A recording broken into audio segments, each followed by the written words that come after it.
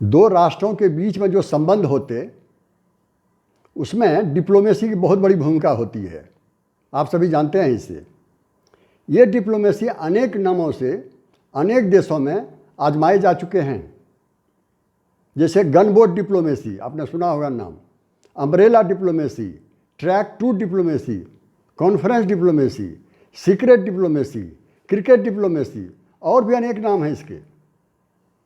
आज डिप्लोमेसी को एक नया नाम मिला है, वैक्सीन डिप्लोमेसी। ये भारत के नाम है। ये सेहरा भारत के सर पर बंधा गया है। अभी तक किसी ने किसी को वैक्सीन नहीं दिया, भारत ने दिया। मात्र पड़ोसियों को ही नहीं बल्कि सुदूर ब्राज़ील में भी, वहाँ भी भेजा है।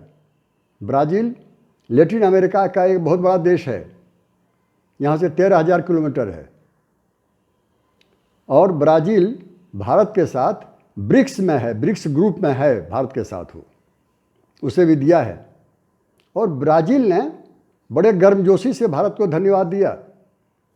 एक चित्र भेजा है, उसमें हनुमान जी आकाश मार्ग से उड़ते हुए दिखाए गए हैं। हनुमान जी के हाथ में वैक्सीन है, मानो वैक्सीन न होकर के संजीवनी बूटी हो, ऐसा दिखाया गया। और अपनी भाषा में भारत को धन्यवाद दिया उन्होंने। तो भारत का जो ये काम है वैक्सीन देने वाला, इसकी प्रशंसा पूरी दुनिया में बहुत हो रही है, भूरी भूरी प्रशंसा हो रही है। प्रशंसा के पुल बांधे गए हैं। बहुत सारे जो बड़े बड़े मीडिया हैं, सब ने भारत की तारीफ की है। उसमें से एक ग्लोबल मीडिया जो है वायोन, उसे मैं आपको दिखाना चाहूँगा। आप देखिए, फिर आपको अंदाज आ जाएगा। As we speak, Indian vaccines have reached these countries. India gifted 150,000 doses of Wuhan virus vaccines to Bhutan. The consignment landed on the 20th of January. 100,000 doses of the Covishield were gifted to the Maldives. 1 million doses of the vaccine were gifted to Nepal on the 21st of this month.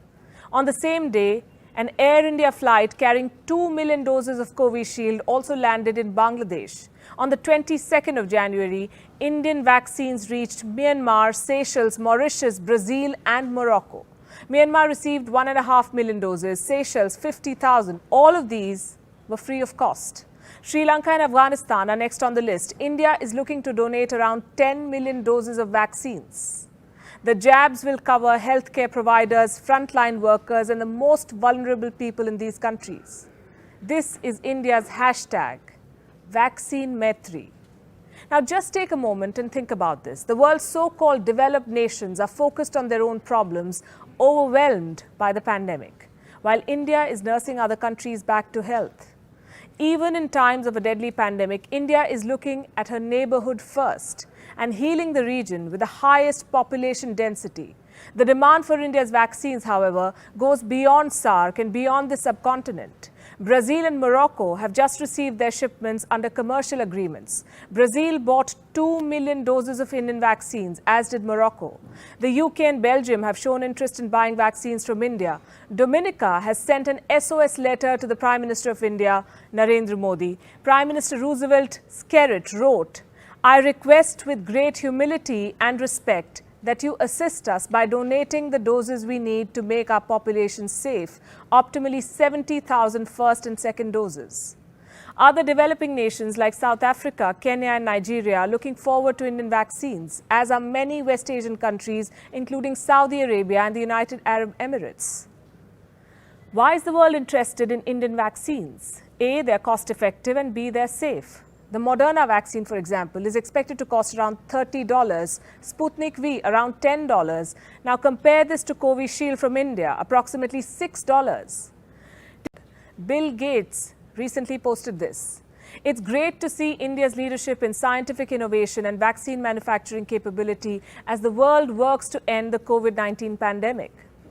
Even WHO Chief Dr. Tedros heaped praise on India. Let me quote, "India continues to take decisive action and demonstrate its resolve to end COVID-19 pandemic as the world's largest vaccine producer. It's well placed to do so."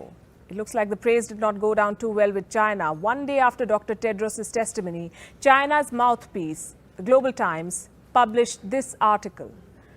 Don't go by the headline, read the text below. India hopes to counter the international influence of Chinese vaccines, even if China has always set its own pace and has no intention of competing. You see, China has a limitless checkbook. India has a robust infrastructure for vaccine manufacturing. While China tries to buy support, India is enhancing its global influence by extending support. China wreaked havoc in Nepal. India is healing Nepal. China debt-trapped Sri Lanka. India is trying to free Colombo from the clutches of the pandemic. China lied to Bangladesh about 110,000 doses of free vaccines. India sent 2 million doses of vaccine to Dhaka for free and without any clauses attached. China haunted the Maldives with repayment notices in the middle of the pandemic. India, on the other hand, is helping the country kickstart its tourism-driven economy by vaccinating the population. It is the first country to offer free vaccines to multiple nations. China had promised free vaccines to Myanmar, Cambodia and the Philippines. Last we checked, it remains just a promise. The truth is, the world is turning away from Chinese vaccines. Like all things Chinese, the developed countries of the West are turning isolationist. India is slowly but surely stepping into a leadership role here and displaying compassion, the kind of which has never been seen before. Look at what Bhutan's Prime Minister, Dr. Lotay Tshering, had to say. It is of unimaginable value when precious commodities are shared even before meeting your own needs, as opposed to giving out only after you have enough. Maldivian President Ibrahim Soli called India's vaccine consignment the most generous gift. Nepal's Prime Minister KP Sharma Oli posted this. He said Nepal appreciates the gesture from a friendly neighbor. Bangladesh's Prime Minister Sheikh Hasina has also thanked India's Prime Minister Narendra Modi. Without India, there won't be enough vaccines to save the world. This is from the director of the London School of Hygiene and Tropical Medicine. He said this as दुनिया में अनेक मुल्क हैं जो भारत से बहुत अधिक धनवान हैं, यूरोप में, अमेरिका में, यहाँ तक कि एशिया में भी, लेकिन किसी ने ऐसा नहीं किया। अपनी खुशी में दूसरे को हिस्सेदारी नहीं दी, वैक्सीन किसी को नहीं दिया, तकलीफ में उनके साथ खड़ा नहीं हो सके। भारत ने ऐसा किया। ये भारत की तारीफ की बात है, भारत की प्रशंसा की बात है, लेकिन आलोचक का मुंह आप चुप नहीं कर सकते। वे कहते हैं कि भारत में कोरोना चूँकि कम हुआ इसलिए दूसरे को दिया।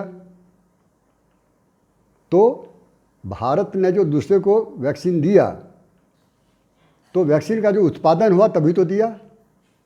दूसरे का उत्पादन कम हुआ या बाद में हुआ, तो उत्पादन का जो श्रेय है, साथ ही दूसरे को जो हिस्सेदार बनाया, दूसरे को हमने मुफ्त में दिया, दूसरे को हमने दो में से जो अच्छा है वही वैक्सीन दिया, इसका जो श्रेय भारत को मिला है, उनकी आलोचनाओं से ये श्रेय कम नहीं हो जाता है। उन्हें ध्यान देनी चाहिए।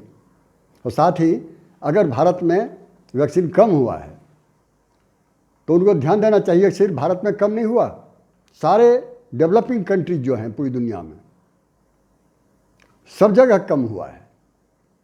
कम क्यों हुआ है उसके अनेक कारण हो सकते हैं, वही कारण भारत का भी है। जैसे देखिए, कहा जाता है कि गरीबी अभिशाप है, सच में अभिशाप है, लेकिन कभी कभी गरीबी भी वरदान बन के आ सकती है। वो कोरोना का जो वायरस है, इसमें गरीबी वरदान बन के ही आई है, क्योंकि गरीब मुल्कों में हार्डशिप लाइफ होती है, अनहाइजीनिक लाइफ होती है, बहुत परेशानी में लोग जीते हैं, बहुत मेहनत करनी पड़ती है, घर नहीं है, पेट में अनाज नहीं है।